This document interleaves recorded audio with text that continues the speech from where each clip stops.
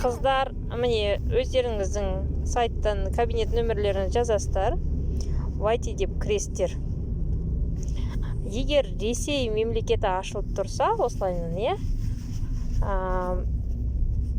адам суретіне басып, личный кабинет дегенді басасыздар. Егер бірден Қазақстан тұрса, онда керемет.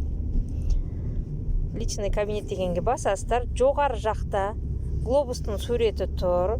Соған басып, Қазақстан дегенді таңдап аласыздар. Егер мендегідей Ресей ашылып тұрса, қараңыздар, шартты қалай көреміз? Ваше участие в стартовой программе. Міне, адамның суретіне бар, личный кабинет дегенге басып қалсаңыздар, сіздер стартовыйды көресіздер. Стартовыйды мына шақ деп тұрады, соның үстіне бассаңыздар, міне, закупка цена каталога 39.250 теңгеге уже тапсырыс жасаған. Яғни бұл шақты толықтай жасаған.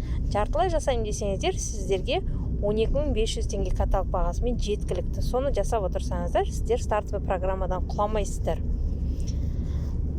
Мына кісі 50 балл жасаған, ақшасын ұстаған.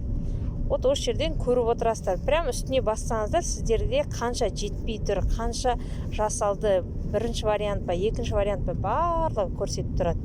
Осы жерден қарап отырасыздар, сіздерден нешінші шақта екен.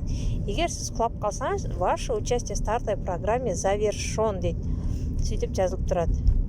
Құламасаңыз осылай шығып тұрады цифрлар.